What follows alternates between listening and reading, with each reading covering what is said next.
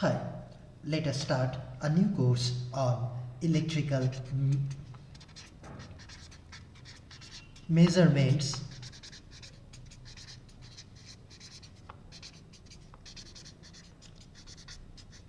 and electronic instruments.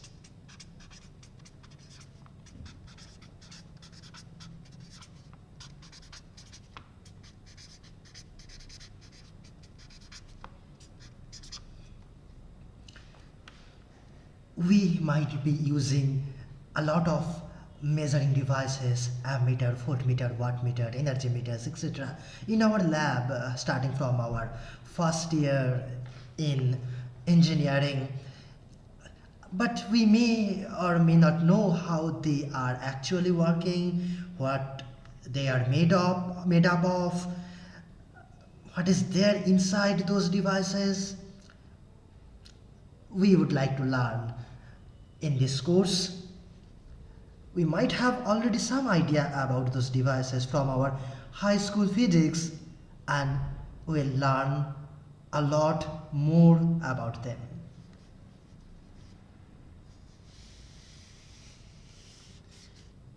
Today, let us start our first chapter on this topic,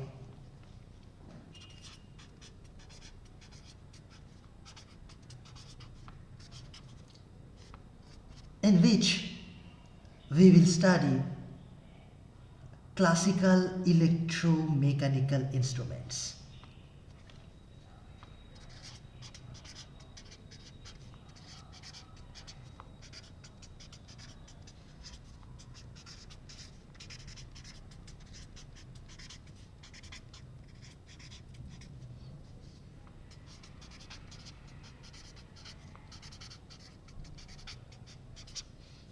These instruments were historically developed before the electronic instruments, and these devices are still in use due to their own merits.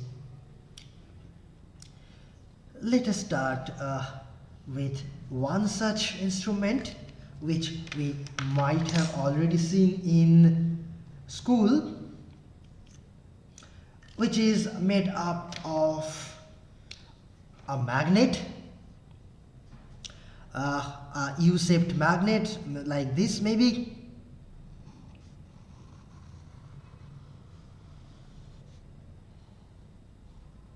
Okay, and so this is a U-shaped magnet, and what do we do? We make these two ends a bit curvy like this.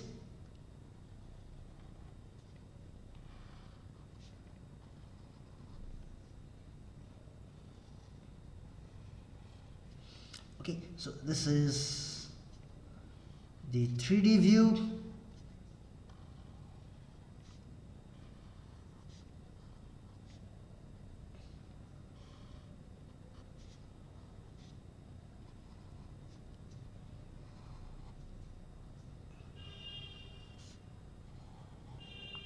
Of the magnet, and okay, one more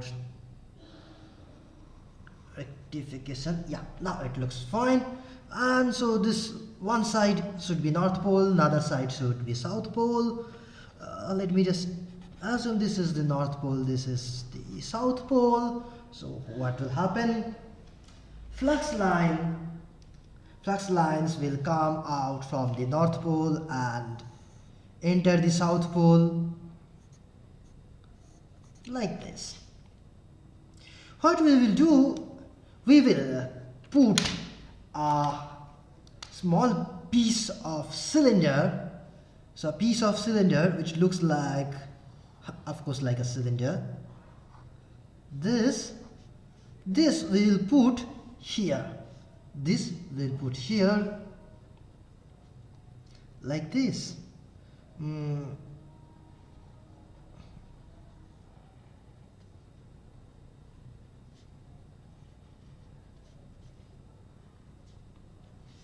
Okay, and there is a gap between the cylinder and the two sides of the two poles of the magnets.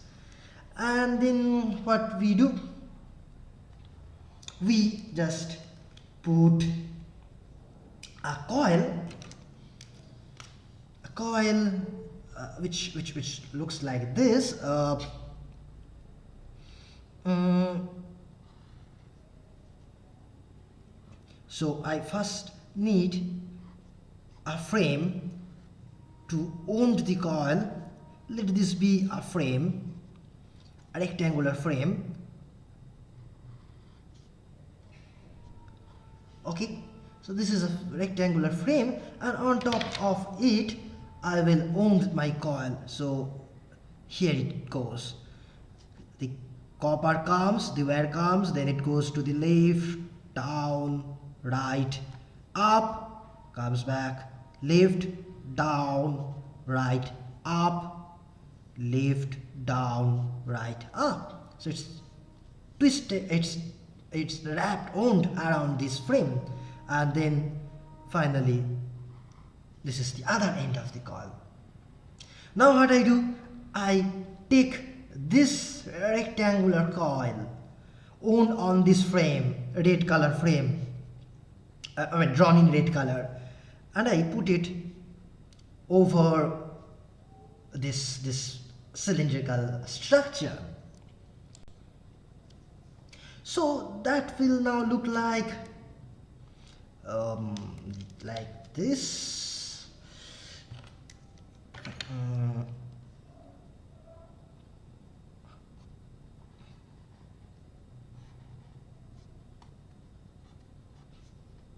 Okay, so this is the coil. So these are the wires. Okay, and the two ends are here.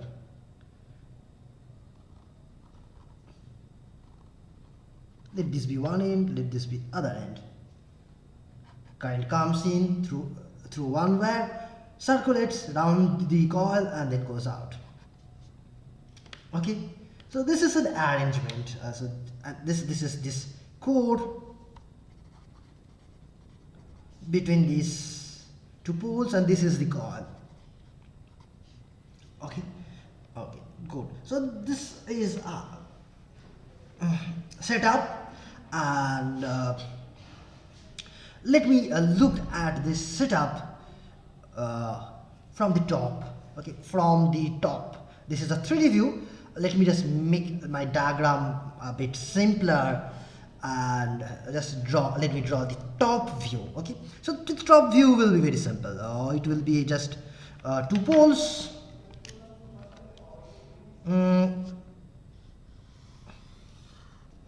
Two poles like this, one pole,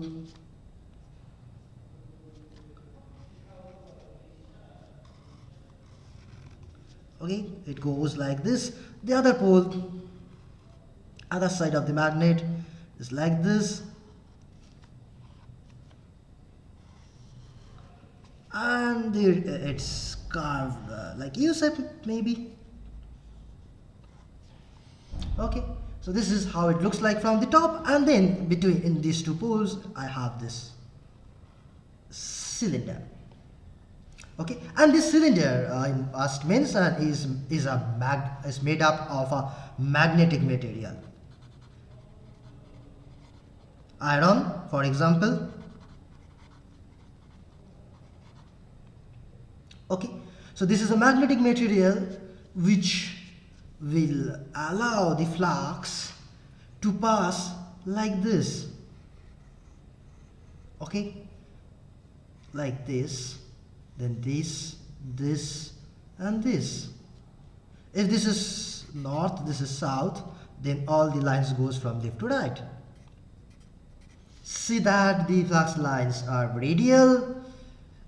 I mean, somewhat it's like radial around this cylinder, goes from left to right. And I have the coil I have to draw. So the coil will be like this.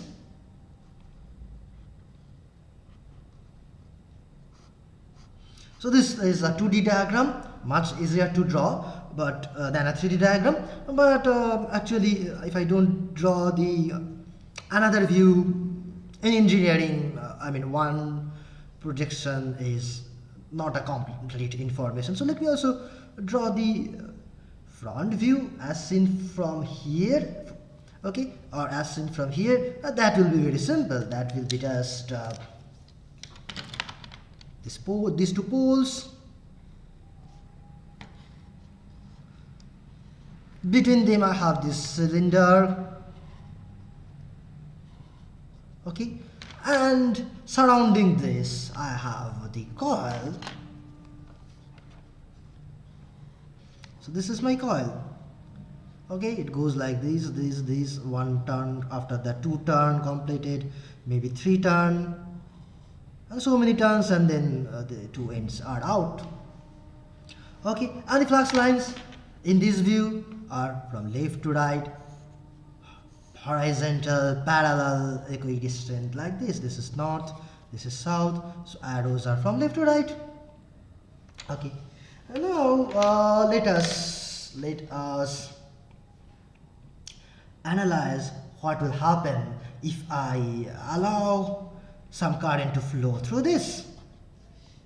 Say the current is going like this, so circulating in a clockwise direction and then going out, then what will happen? So the current is circulating in a clockwise direction, okay. So that means here this side current is going down, this side current is going up, okay. It's true for all the conductors in this side, it's true for all the conductors in this side, okay. Now just consider one particular conductor, maybe on this side, left side. So what will it see?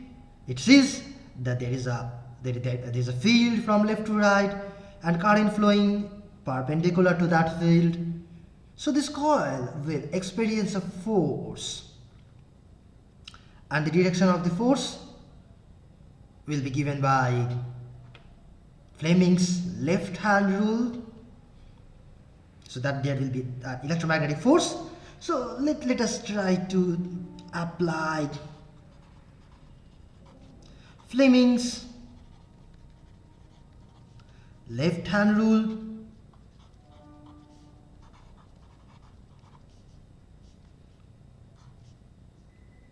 Okay, so what it says, this is the direction of the field, left to right, and the current is from bottom to top upwards.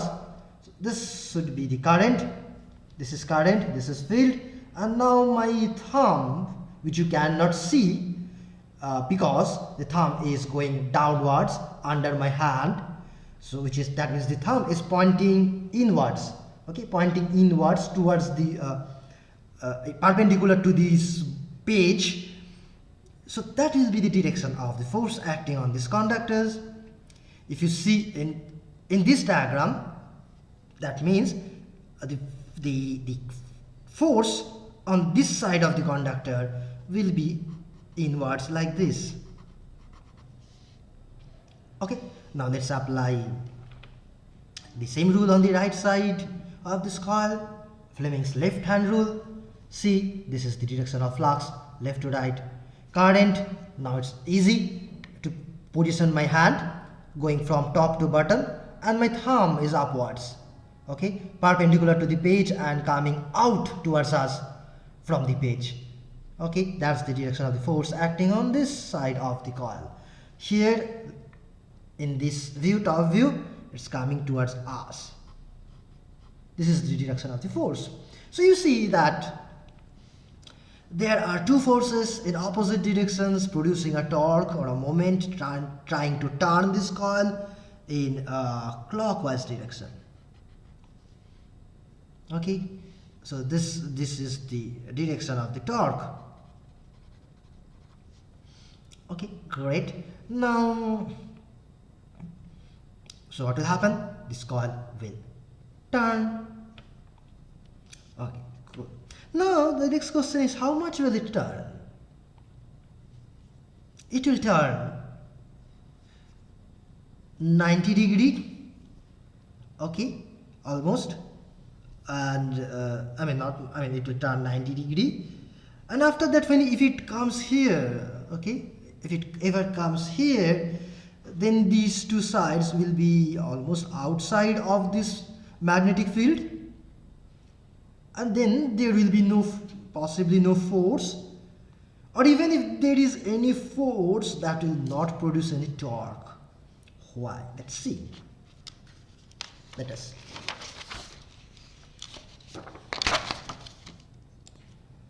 Okay, so this is now the situation. The coil is turned to a position like this. Okay, and flux lines are from left to right.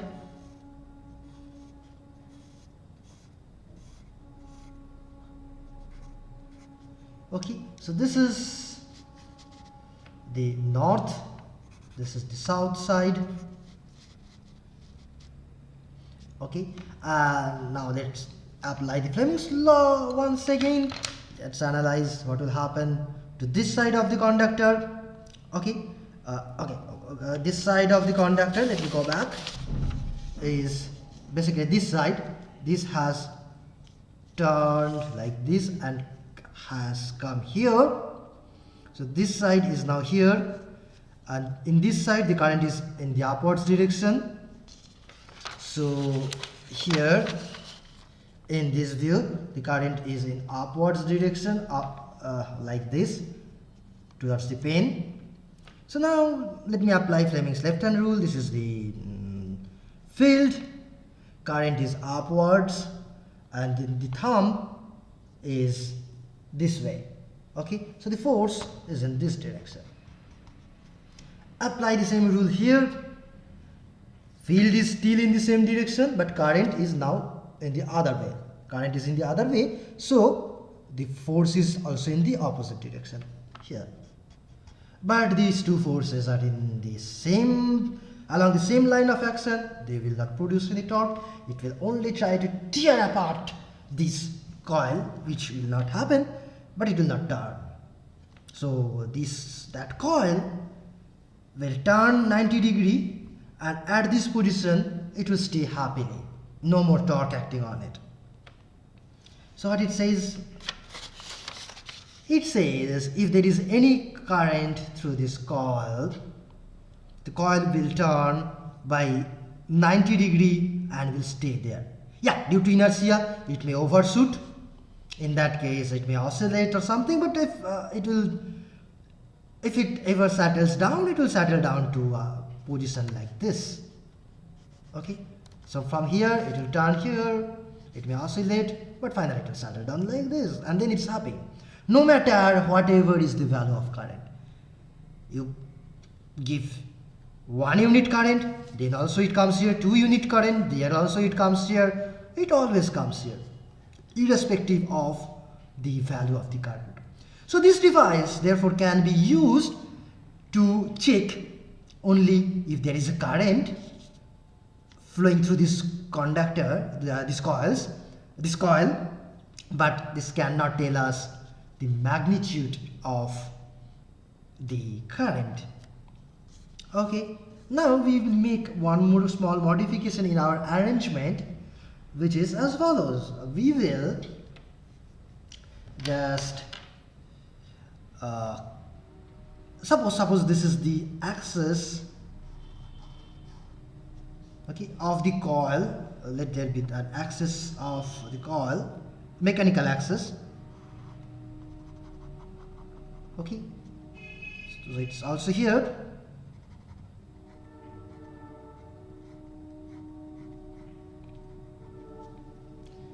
Around which the coil rotates. Okay, so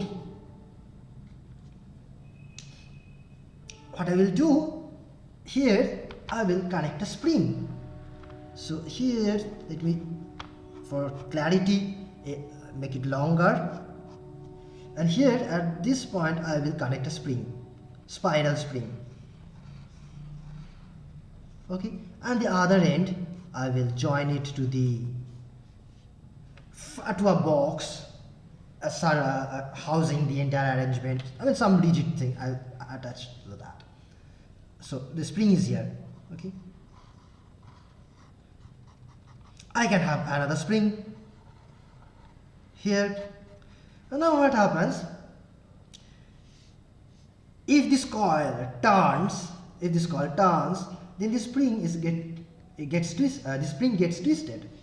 Both the springs get twisted. If this coil turns, the springs are twisted, and then Hooke's law come into action, which says the spring will try to bring the coil back to its original position, and it will give an opposing force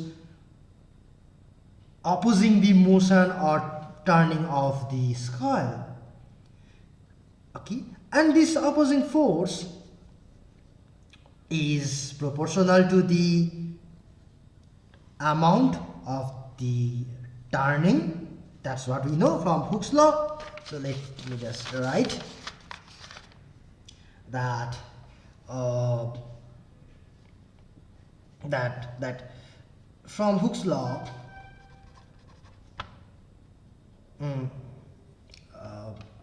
of the physics of elasticity, you can call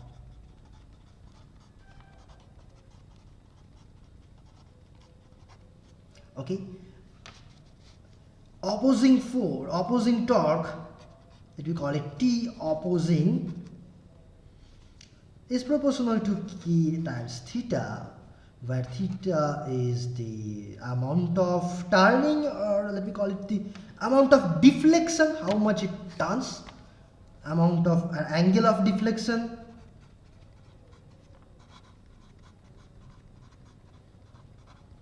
This is the modulus of elasticity, a constant.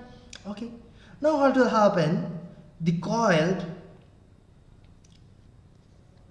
will not be able to rotate till 90 degree possibly, but will have to stop at an earlier position when this opposing torque becomes equal to the torque produced electromagnetically by the current.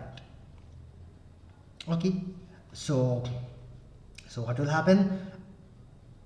At equilibrium, that means when this coil stops, if it ever stops at equilibrium,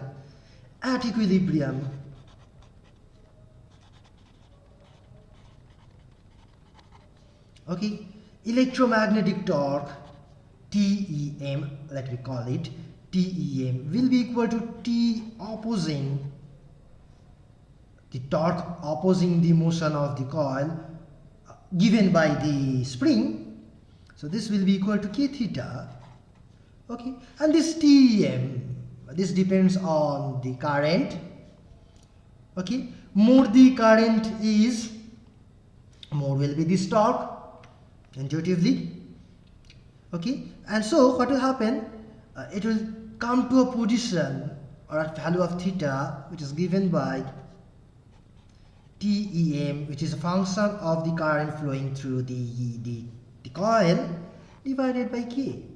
And more this I is, this TEM is more. So we see now that the coil will finally turn to a position depending on the value of current. More the current is, theta will be more. So now by observing theta, we can measure I. So now after addition of this spring, I have a device, I have a setup with which I can measure current. Not only just detect the whether there is current or not, I can also measure the value of current with this spring. Okay, excellent. So this is now, so this is an instrument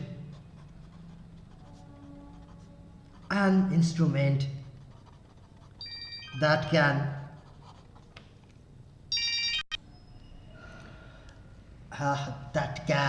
measure current. Okay, that's great. That's quite great. Okay, I mean, just to make uh, the thing complete, this diagram completes, what we will do, we will just here maybe we'll just extend this shaft, this spindle around which this coil rotates a bit, and from here I will just connect a pointer, okay, a pointer like this with an arrowhead. Okay, so when this coil turns, this pointer also turns. Okay, so this also turns like this. As this turns, this pointer also turns. Okay, and here I can put a circular scale like this.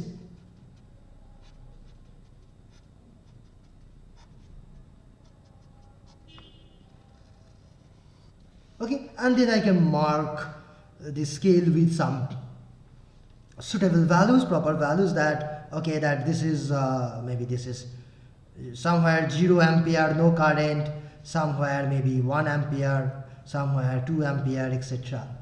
So what happens, as more current flows through this coil, the coil is turned more, the pointer moves more, and wherever it settles down, that will indicate the if these labelings are properly done, that will indicate the value of the current. That's the arrangement. So this is an instrument that can measure currents. Okay, great. I just want to give this instrument a name. Okay, I mean, names are good so that we can refer to these instruments again and again. I mean, names are very good, names are quite useful to identify things by. So let me just give this the name. Let me write it here. Permanent magnet moving coil instrument.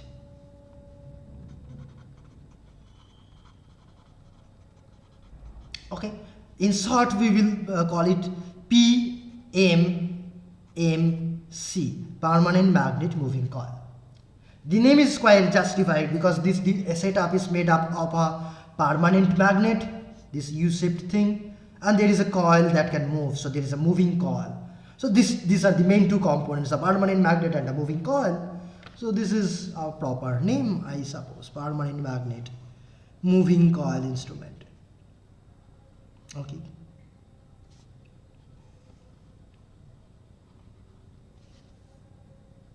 Great. Now,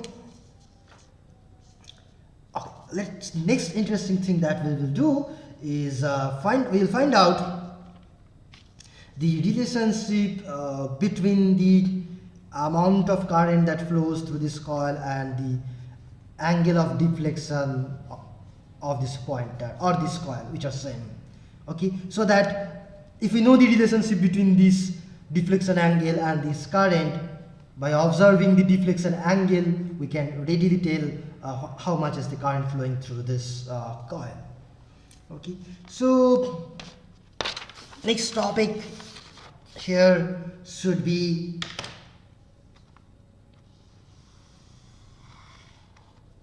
the relation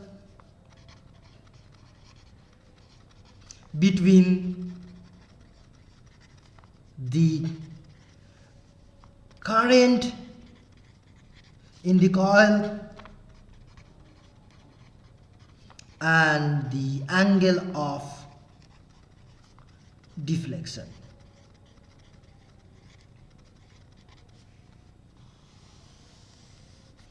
Okay, but for that we first need to know the amount of electromagnetic torque TEM. Okay, this which we are calling as TEM, the amount of electromagnetic torque that is produced by this current.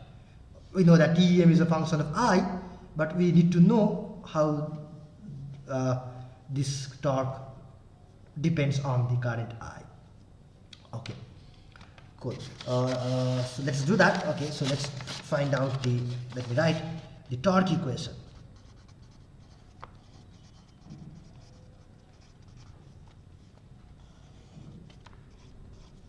Okay, so for that let us refer to this diagram once again. Now suppose that one conductor on this side is carrying a current I. The length of this conductor, that means from here to here, this length is L, and let's assume this flux density is B. Okay, observe one thing, the fact that this flux lines, they are radially going in and going out of the core, and therefore irrespective of the position of this coil, it can be here or here or here or I mean wherever it is, irrespective of that, the flux density is almost uniform in the direction perpendicular to the coil, to the conductor side. Okay, so the flux density is almost uniform. I mean, that is why actually we have made this pole cylindrical or circular, and we have put this cylindrical object. So these pole shoes are made of this particular shape to make this flux density as uniform as possible. Okay, so let us briefly draw this once again for ready reference. So these are the two poles, north and south. There is a core inside. Okay, and the coil is owned like this.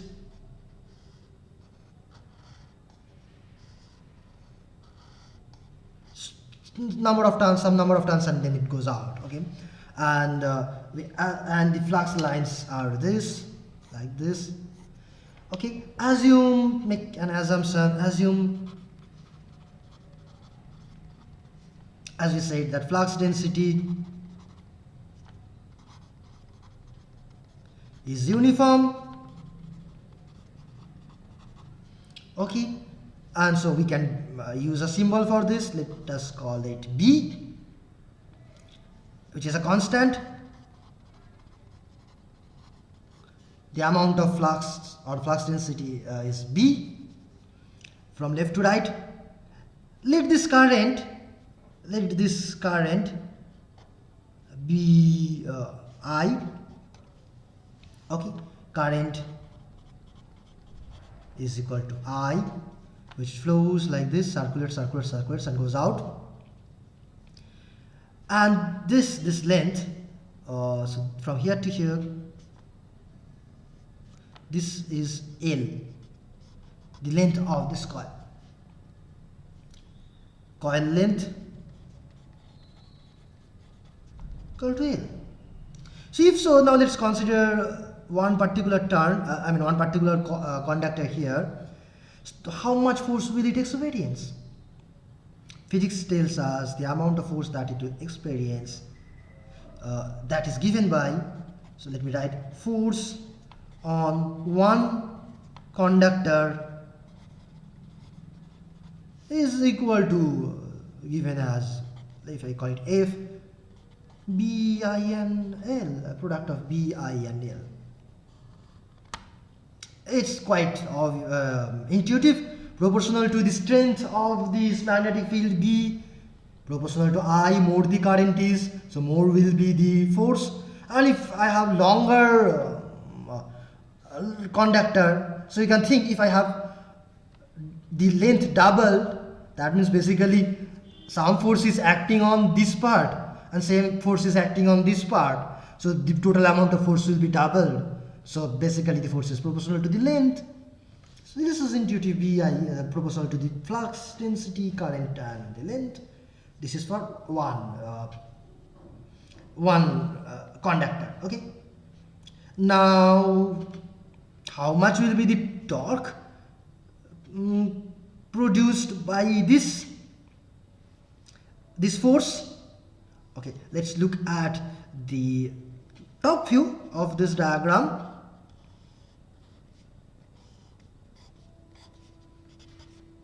I'm not drawing the cylindrical core now.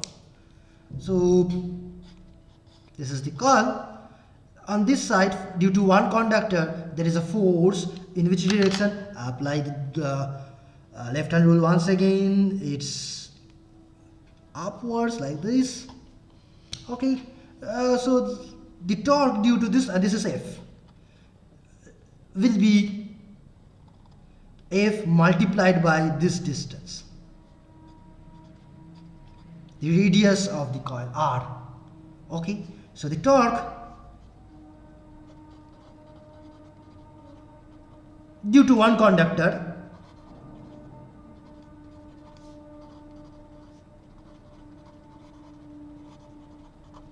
is equal to F times R, which is equal to B I L R.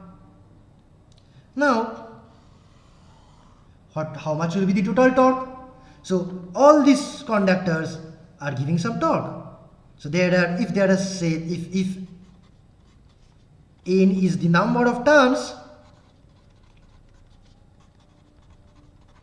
then there are N conductors here, which will produce N times this torque, and there are N conductors on this side. They will also produce the same amount of torque and in the same direction. So basically there will be 2N times this much of torque. So the total torque will be 2N multiplied by this quantity, BILR. So that becomes how much? It becomes BIN,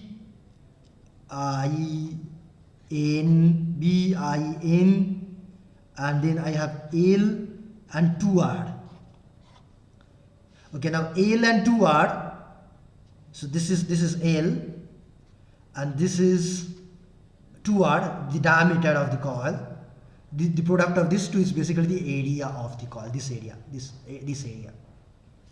So this will be equal to N times A. This is the area of the coil.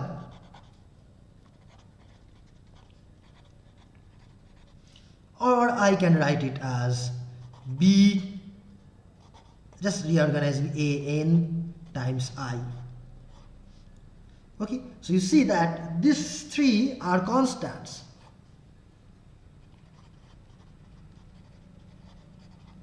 Why?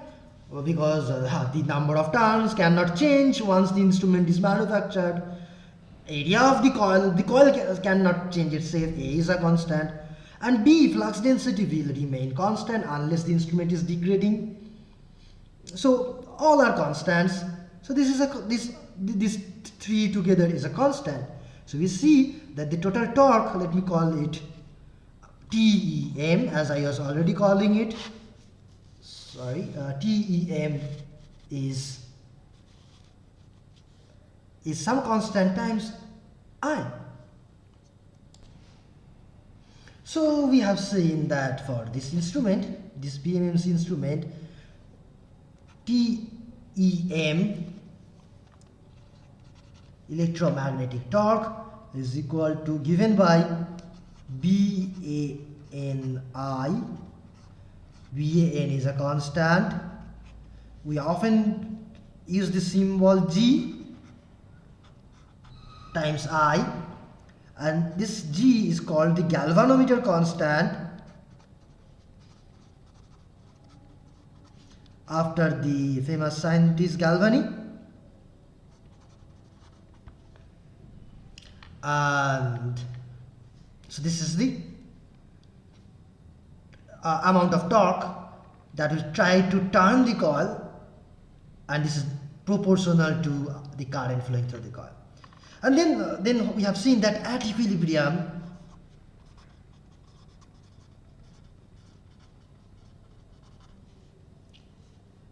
this electromagnetic torque is equal to the T opposing imparted by the spring. Okay, when these two torques are equal, at that point the pointer will settle down, the coil will settle down. It will not go further right or left when these two torques are equal. And then we know that this TEM is equal to this G times I, BAN times I, and this is equal to K times theta, which means theta is equal to GI by K, or you can call it, if I put the value of G, it's BAN by K times I. So this thing, I mean this part, it's again a constant, right? This again is again a constant, and this we can call a meter constant, which tells how much is the pointer going to deflect per unit current. It's again a constant, and we also have another name for this. This is also this theta by I is this thing, right? BN by K. This thing is what? Theta by I. This is nothing but deflection per unit current, and we call it the sensitivity of the instrument. Why? It's intuitive. We call our instrument more sensitive if it produces more deflection for less current. Okay? If the deflection theta is more for less current, we call that ratio, I mean, that instrument to be more sensitive. So that means this is a measure of sensitivity. Okay. Nice and obvious. Okay. Now, so we have learned something about PMMC instruments. Okay, so we have learned PMMC instruments, its working principle or the physics behind it, and we have done some mathematics to find out the relationship between the deflection and the current. Okay, so here you see this is the relation between the deflection of the pointer and the current. Nice and good. Now let's make some observations.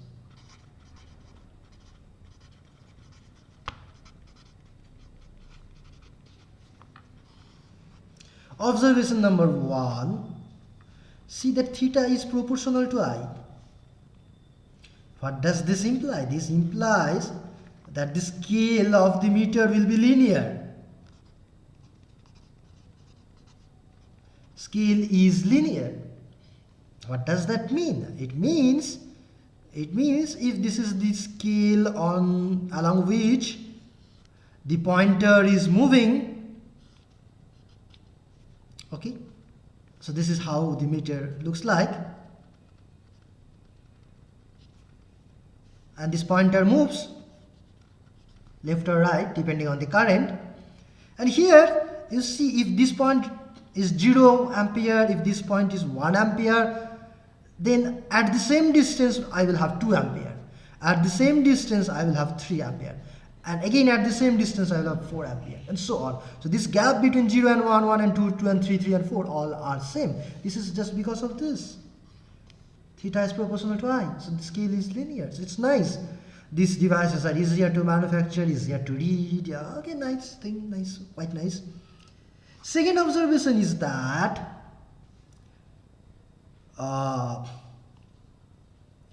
direction of theta depends on the direction of I.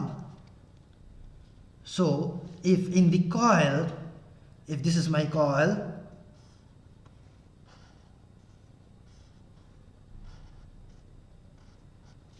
okay, if it is carrying a current like this, and if this causes the pointer to move from left to right, then when this current is reversed, so here the current is like this, entering through this and leaving through the other one. Here I will take the opposite direction, entering through this, leaving through this.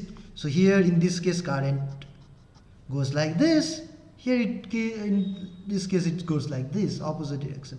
So if in this case the deflection in towards the right, then here it will cause a deflection towards the left.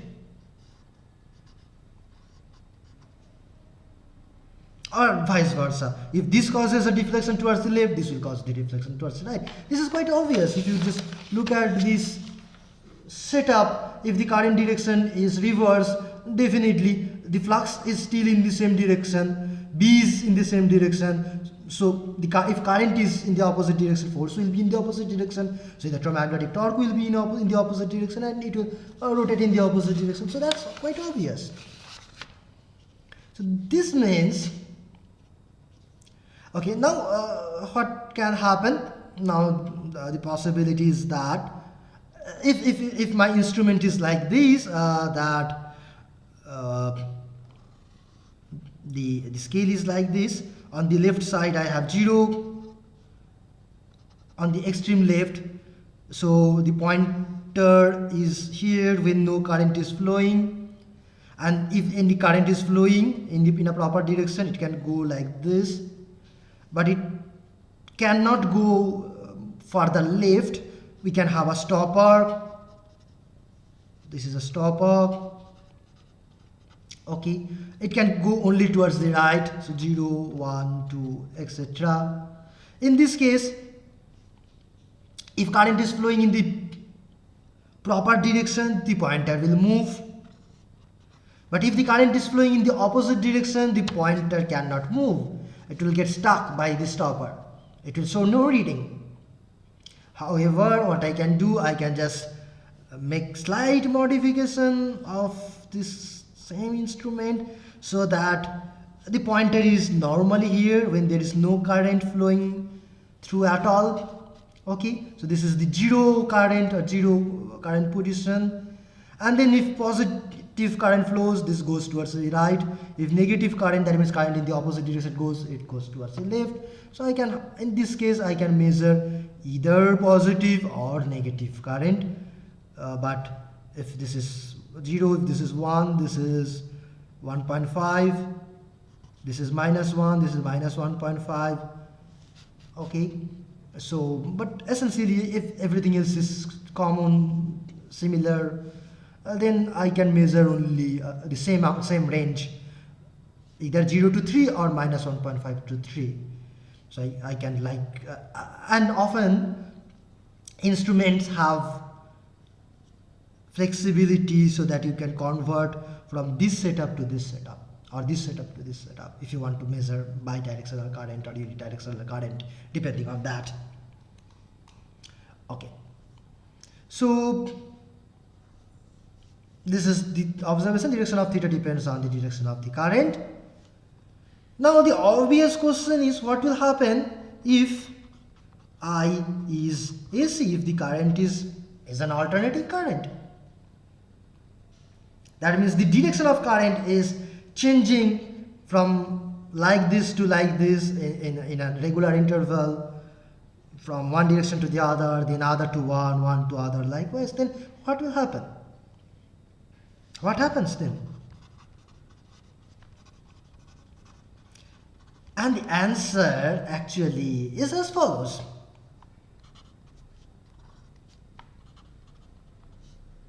Suppose the frequency of this changing current is low. If frequency is low, then what happens? This pointer just will, when the current is positive, maybe it will go towards the right, or maybe here go towards the right. Then when the current becomes negative, it will go towards the left. Again it becomes positive, right, left, right, left. So it will oscillate. So if frequency is low, oscillation. But if frequency is high, then what? Suppose I now increase the frequency. So what will happen?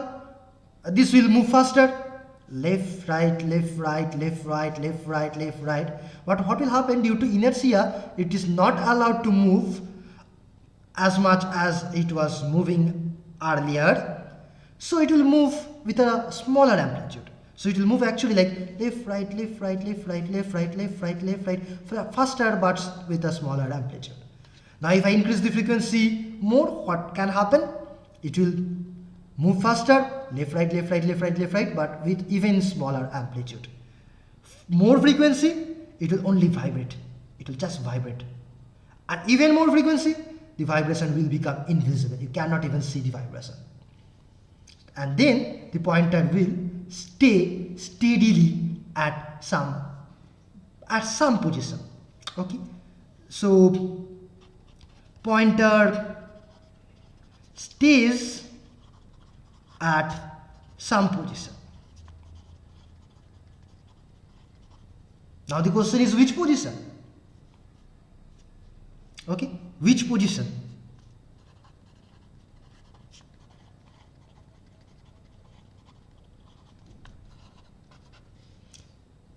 The answer is it will stay at that position where the average torque is, average electromagnetic torque is equal to average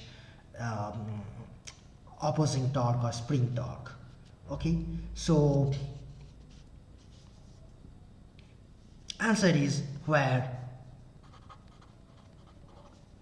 average, time average, if you like, time average of TEM, which is a function of I, and now I is oscillating, so TEM is oscillating, but it will have an average. Time average of this thing, it should be equal to time average of T opposing. Okay, now T opposing is what? Time average of K theta. Now it stays at some position, means theta is constant, K is constant, so average will be same as the actual value, it's basically K theta. So that means theta will be given by, let me write here,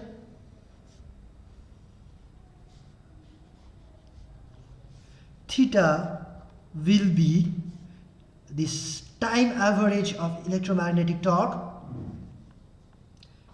average TEM of I divided by K. Now we know that TEM is basically I times so let me just rewrite. Theta is average electromagnetic torque divided by K. So it says nothing but and what is this? This is basically GI. Now G is a constant, so I can write G by K, average of I. And if I is purely sinusoidal, purely AC, then this will be 0. If I is purely AC, then this will be 0. So it will stay at the 0 position, indicating no current. So that means PMMC, this type of instrument, cannot measure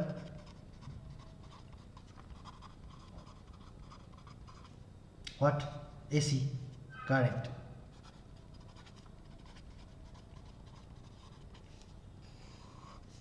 It will always show 0, no matter how large the current value is.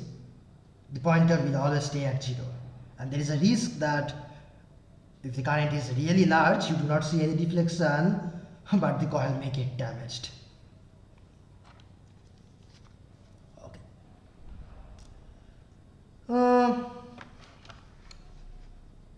So far so good. Now let us think I mean, we have to do something to measure AC currents as well, because I mean we cannot live with DC only, so we need a new instrument which can measure AC current as well.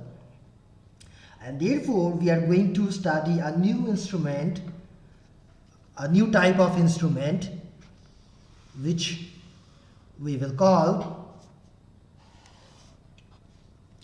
electrodynamic instrument.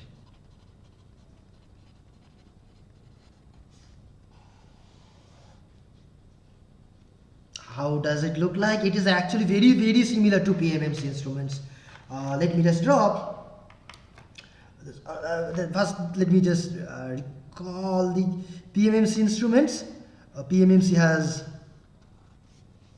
this two poles, okay, with a core and then a coil.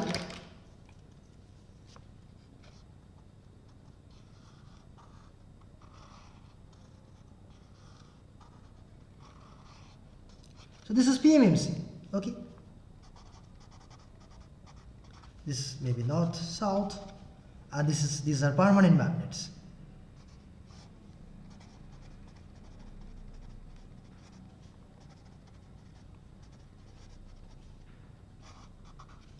Okay, but what if we just use electromagnets instead of permanent magnets? We can do that.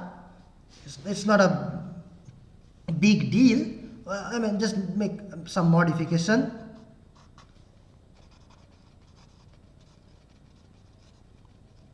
And let's have this setup, which is like this. So I will just take two coils,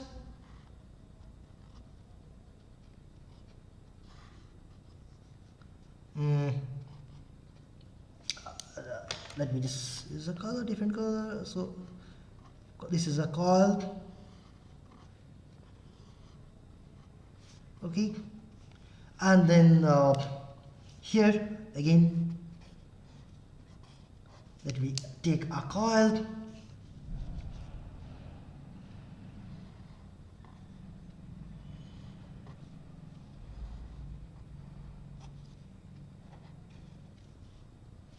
sorry,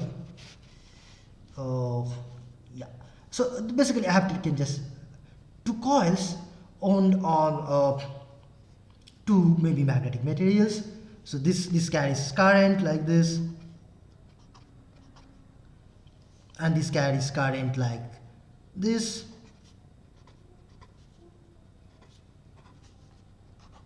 Okay, so there will be some flux between these two,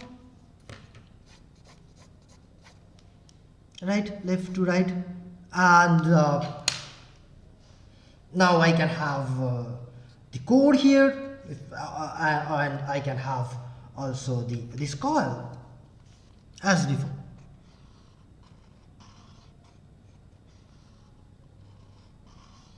This is the coil, and I can have a core.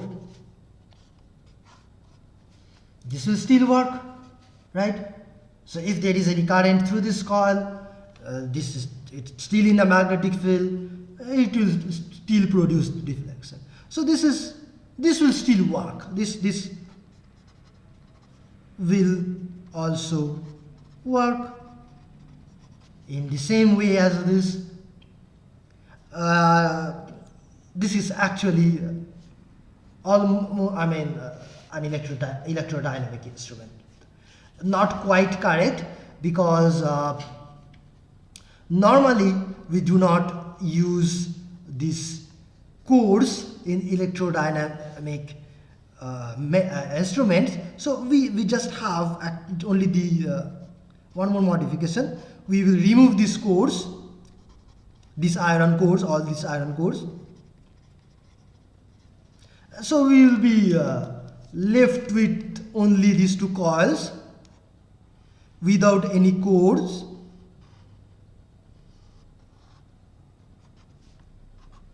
This is this coil. Now the core is gone, or you can call it air core. And then this coil,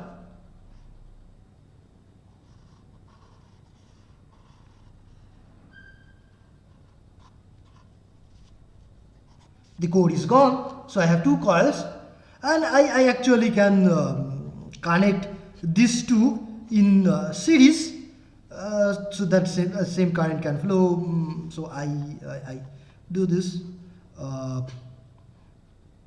I just bring it like this. Okay, so now,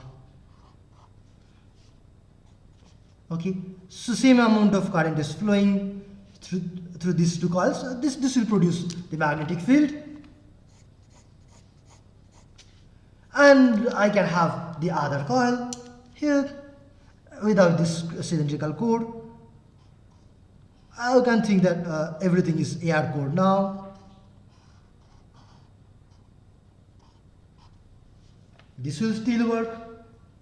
If this red conductor, this rectangular one, if it is carrying any current, it is in a magnetic field, it will still be experiencing some torque, it will be deflected, so this will still work. It's what's the big deal? What's new actually in it? Nothing new. So this will also work.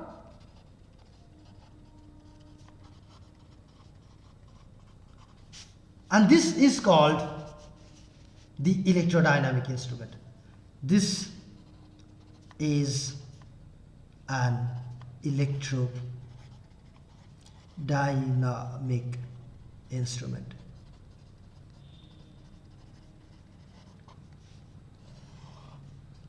So the working principle is quite obvious, as just like PMMC. The only difference is that permanent magnets are replaced by electromagnets. Okay, so the working principle is quite clear. Now let us talk about some observations about this instrument. Okay, but before that, maybe we just first find the relation between the angle of deflection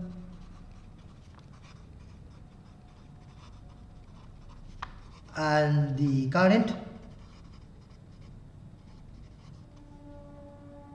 Okay, as we did for PMMC, let's do the same thing here. Let's find that for how much current, how much deflection will be observed. So for that we need to know the amount of torque. So for this we need to have the torque equations,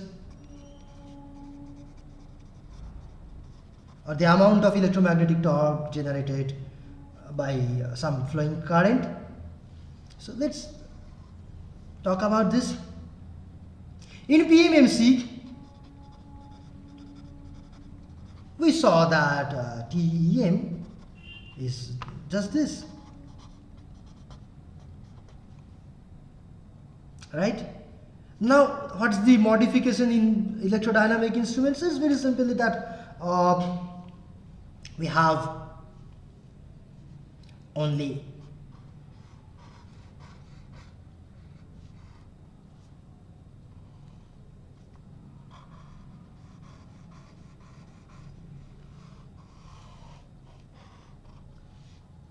a pair of electromagnets, and the flux lines are like this, and there is another coil. These are also coils. There is another coil in between,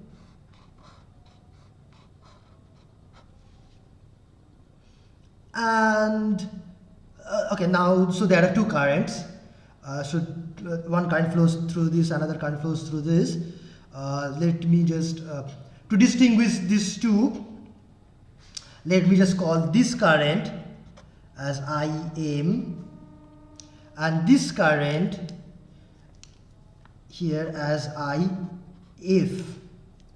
Why I call it IF? Because these coils are fixed, they do not move, and this coil moves. So this is a moving coil and these are fixed coils like the permanent magnet in PMMC instrument. Okay, so that's why I call this current as IF, fixed coil current, and M for moving coil current. Okay, so now therefore I can write that in electrodynamic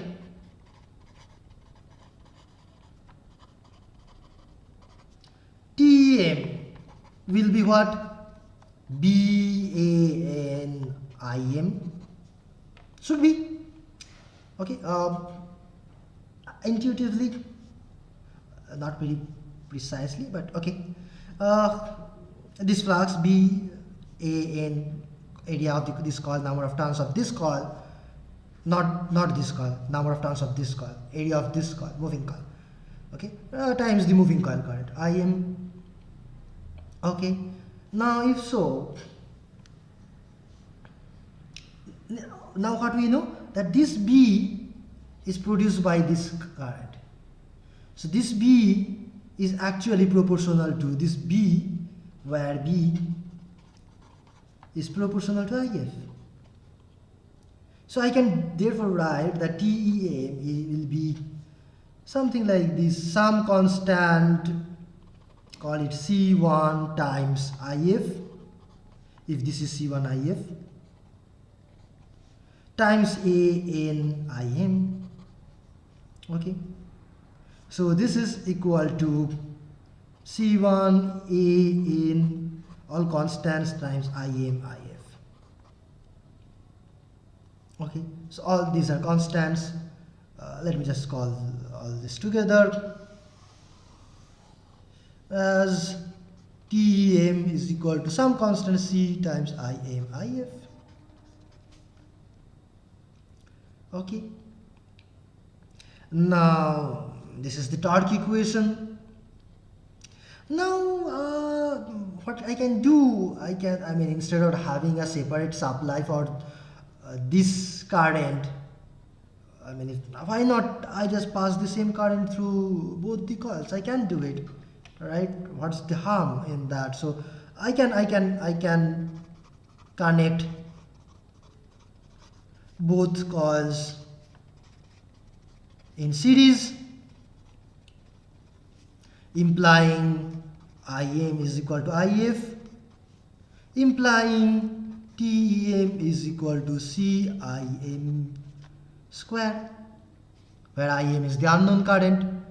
So TEM is proportional to IM square, the unknown current that we are measuring. So this is the torque equation. Now what? We want to find the relation between the angle of deflection and the current. So now that's quite obvious. So we know that at equilibrium, TEM is equal to T opposing. TEM now is CIM square, some constant times IM square, and this is K theta. So this implies theta is some constant time, call it. So theta is proportional to IM square. So what does this mean? Let's observe. Observation. Theta, number one, theta is proportional to IM square, implying non-linear scale.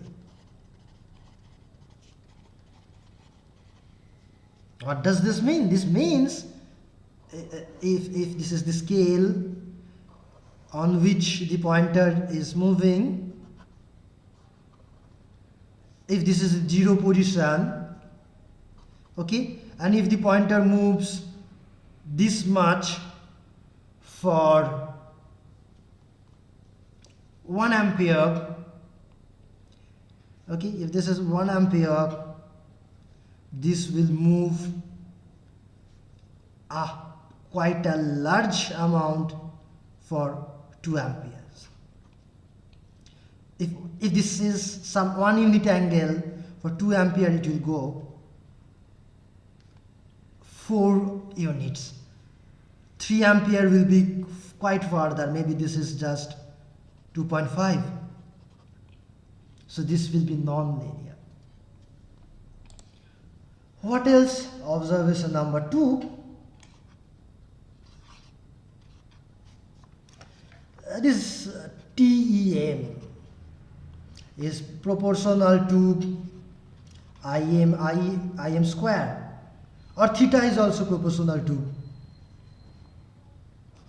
Im square. So if the direction of Im is reversed, the torque will still be in the same direction. Angle of this theta will still be in the same direction. This is quite obvious, right? Because let's look at the this scheme here. If I reverse now, if these two are connected in series, then if I reverse Im, that means both these currents will be reversed together. That means what? This current will be reversed and also the direction of field will be reversed. Now you apply left-hand rule, you'll find that the torque is still in the same direction. Okay. That's very obvious. Now, so we can say direction of theta is independent of Im square, or is always positive.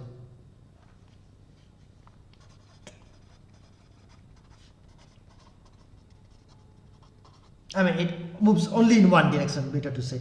It never moves in the other direction. Okay.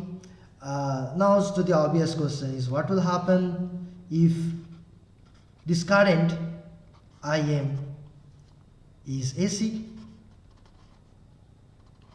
What if Im is AC? So you see that, okay, suppose Im is like this. It's AC but square wave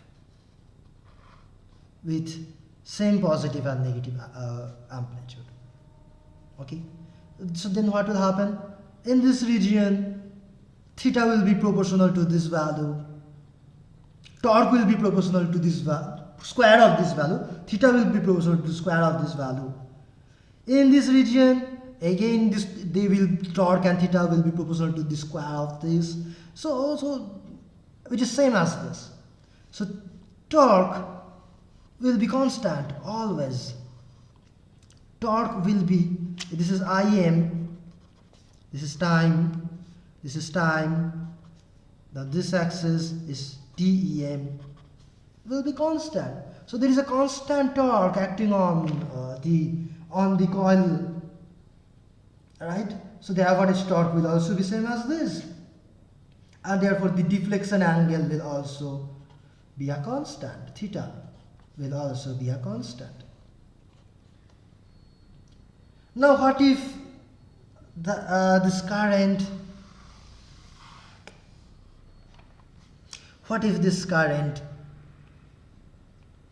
is sinusoidal? Say this is my Im. Okay, this is Im versus T. Now what will happen? The torque is proportional to square of this, so that will be 0 here, negative square is positive,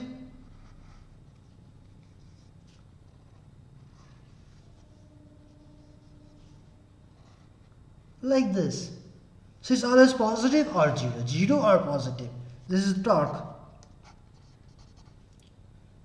And this torque is vibrating. It's not constant, it's vibrating, but it's never negative. It's always positive. And its average value will be somewhere here. Okay. So there is an average torque which is trying to deflect the coil in a positive direction. So the coil will settle down at a position where this average torque TEM, let me call it time average of TEM, which is function of Im. Okay, this should be equal to the opposing torque, which is equal to k theta. So this is true at equilibrium. At equilibrium, if deflection is equal to theta, then this should be true. Okay. Once again, the fact that is that what will actually happen, that depends on the frequency. If the frequency, once again, if the frequency is low, then this, say this is 0 side, this is some positive value. Okay, so if the frequency is low, then the pointer will oscillate. It will come to 0, then when current increases, pointer will go towards positive.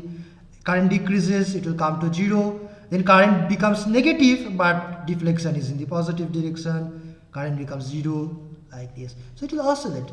If it's oscillate, if the frequency is low, then it will oscillate.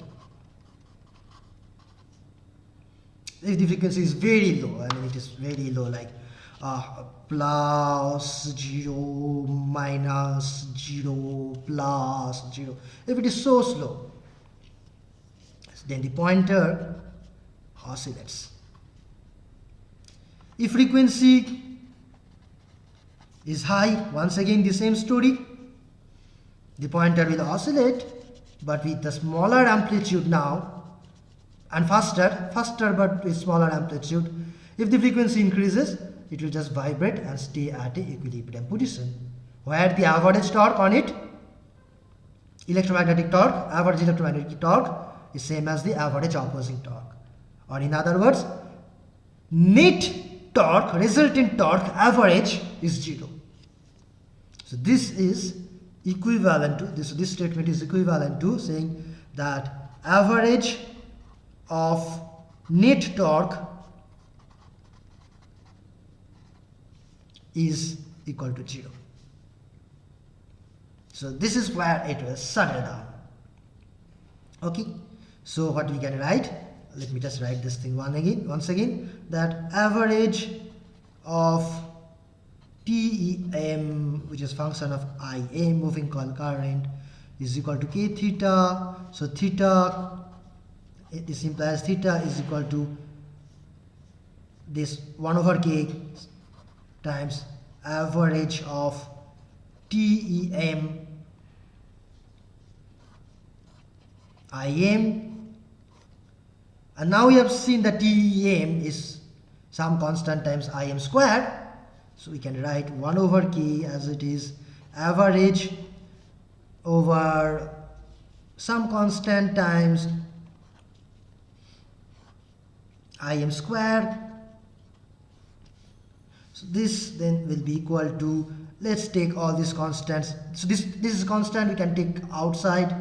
So this will be some constant, let me call it k1 times average of time average, I always mean Im squared.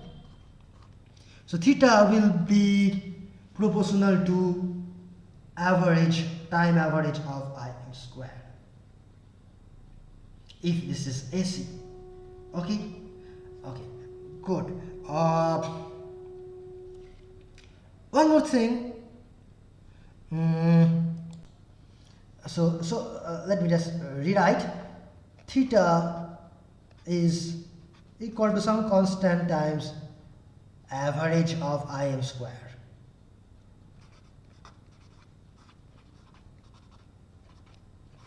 Time average. Let me write time average of Im squared. Okay, but what is this? Time average of Im squared has a name. It has a famous name. It is called the square of the RMS value. Square of root means square. So square, so this is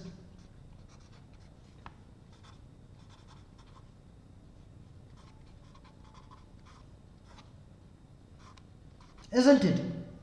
So square of root, square and root cancels.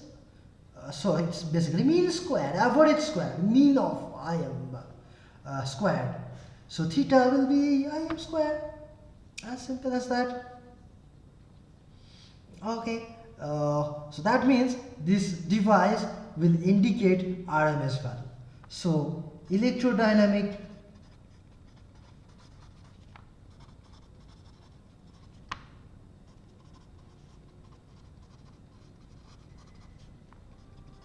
indicate indicate RMS currents.